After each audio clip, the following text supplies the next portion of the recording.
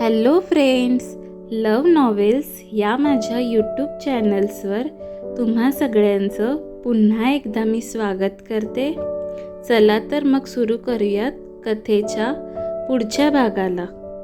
कलंक प्रेमाचा भाग 6. ऋषीने तिला फोन तर सोडा साधा मेसेज सुद्धा केला नाही. शेवटी प्रियानेच हार मानली आणि ऋषीला फोन लावला. रिंग जात होती त्याला, पण फोन उचलत नव्हता.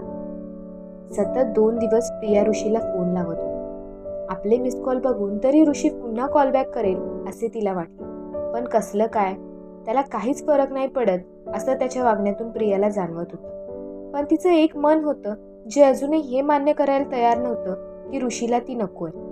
त्याने दाखवलेली स्वप्न, वेळोवेळी घेतलेली तिची काळजी, तिच्या वाढदिवसानिमित्त तिच्यासाठी घेतलेले महागडे गिफ्ट, सगळंच खोटं कसं काय असू शकतं हा विचार तिच्या डोक्यात सुरू होता. नाही, ऋषीचं अजूनही माझ्यावरच प्रेम आहे, तिने स्वतःलाच म्हटले. पण ऋषी अजून फोनच उचलत नाही, म्हणून तिने दोघांचाही कॉमन मित्र असणाऱ्या सुयशला फोन लावला. ऋषी कुठे आहे याबद्दल काही माहिती आहे का तुला? माझे कॉल उचलत नाही तो. सुयशने फोन उचलल्याबरोबर प्रियाने त्याला प्रश्न केला.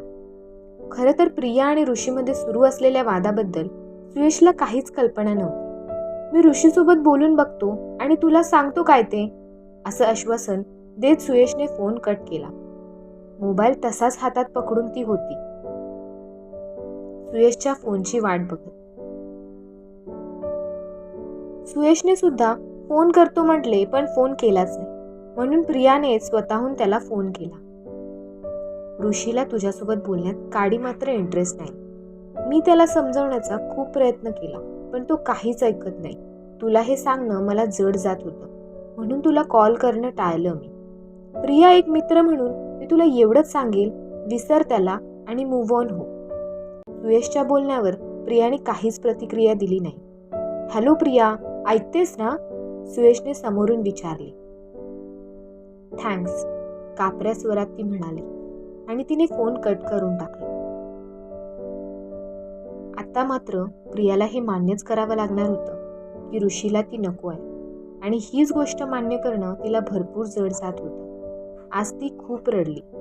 जणू मनात साठवून ठेवलेल्या ऋषीच्या आठवणी डोळ्यातील अश्रूंसोबत बाहेर टाकत होती. दुसऱ्याच दिवशी रोहनच्या काकांनी प्रियाच्या वडिलांना होकार कळवला. नेमकं अशा वेळेला प्रिया कामावर होती. प्रियाच्या आईने प्रियाला त्याबाबत सांगितले आणि तिचे मत विचारले. तुम्ही कराल ते योग्यच असेल असं सांगून फोन ठेवून दिला. तडक डेस्कवरची ती उठली आणि तिने थेट बाथरूम गाठली. स्वतःला वॉशरूममध्ये कोंडून घेतली आणि अश्रूंना वाट मोकळी करून दिली तिने. पण काही केल्या तिचं रडू थांबतच नव्हतं.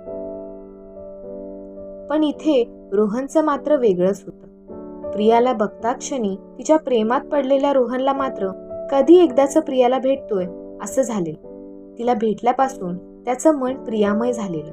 त्याचं त्याच्या कामात लक्षच लागत नव्हतं. तिची स्वप्न, तिची आठवण त्याला स्वप्न लहरीत न्यायची. दोघांच्याही भविष्याला घेऊन तो स्वप्न रंगवू लागायचा. आणि अशातच साखरपुड्याची तारीख ठरवण्यात आली. जसजशी साखरपुड्याची तारीख जवळ येत होती तसतसं प्रियाला ऋषीची आठवण जास्तच त्रास देत होती. त्याच्यासोबत बोलल्या वाचून तिला राहवतच नव्हतं. आपण एक शेवटचा प्रयत्न करून बघू असं स्वतःशीच ठरवत प्रियाने लंच ब्रेकमध्ये ऋषीला पुन्हा एकदा फोन केला. पण नेहमी घडायचं तेच यावेळेस सुद्धा घडलं. ऋषीने यावेळेस देखील तिचा फोन उचलला नाही. ती नाराज झाली. त्याच्या आठवणीपासून दूर पळण्याचा तिचा प्रयत्न सुरू झाला, म्हणून तिने स्वतःला कामात झोकून दिलं. पण जितकं ऋषीपासून ती लांब पळत होती तितकीच जास्त ती त्याच्या आठवणीत गुरफटत चालली होती. खरं प्रेम हे त्रासदायी असतं, आणि जर का ते एकतर्फी आणि निस्वार्थी असेल तर ते जास्तच त्रासदायक असतं याची जाणीव तिला आज होत होती. समोरच्याला लगेचच मूव्ह ऑन व्हायला जमतं, पण तो एकतर्फी प्रेमात गुरफटलेला असतो त्याला मात्र मूव्ह ऑन या शब्दाचा अर्थ समजून घ्यायला भरपूर वेळ लागतो. असंच काहीसं प्रियाचं झालं होतं. भूतकाळातून बाहेर पडताच येत नव्हतं तिला. संध्याकाळचे 7 वाजून गेलेले. प्रिया अजूनही कामाच्या व्यापात अडकून होती. खरं तर ऋषीच्या आठवणीतून बाहेर पडायच्या नादात ऑफिसमधून बाहेर पडायलाच ती विसरली. मिस प्रिया, आज तुम्ही अजूनही इथेच? बॉसच्या आवाजाने ती भानावर आली. तडक खुर्चीवरची ती उठून उभी राहिली. ते मी म्हणजे माझं थोडं काम पेंडिंग आहे, तेच पूर्ण कर आणि मी आता निघणारच आहे. सरांसोबत बोलत असताना तिने PC सुद्धा बंद केला. सगळं ठीक आहे ना? तिच्या बॉसने तिला प्रश्न केला, कारण नेहमीपेक्षा आज दिसणारी प्रिया त्यांना सुद्धा थोडी जास्तच वेगळी वाटली. तिने हो मध्ये मान डोलावली. बॉसने सुद्धा खाजगी प्रश्न विचारणं योग्य नाही समजलं. मी घरी सोडू? अंधार जास्तच झाला असेल, बॉसने माणुसकी म्हणून प्रश्न विचारला. नो सर, मी करेल मॅनेज, ओठांवर स्मित आणतच ती म्हणाली. Okay, take care. एवढं बोलून बॉस तिथून निघून गेले. प्रियाने पटापट स्वतःचा डेस्क आवरला. बॅग खांद्याला अडकवत ती तिथून जाऊ लागली. अजूनही ऋषीच्याच विचारात होती ती. आजचा रस्ता जरा जास्तच लांब वाटत होता तिला. आजूबाजूला नजर टाकत ती झपझप पावले पुढे टाकत होती. तिची नजर एका PCO बूथवर येऊन थांबली. PCO बूथवरून ऋषीला कॉल करून बघूयात असा विचार तिच्या डोक्यात आला आणि तिने त्याला कॉल लावला सुद्धा. आणि समोरून कॉल उचलला गेला.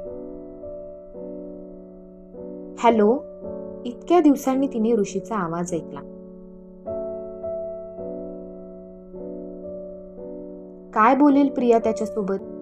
कळेलच पुढील भागात.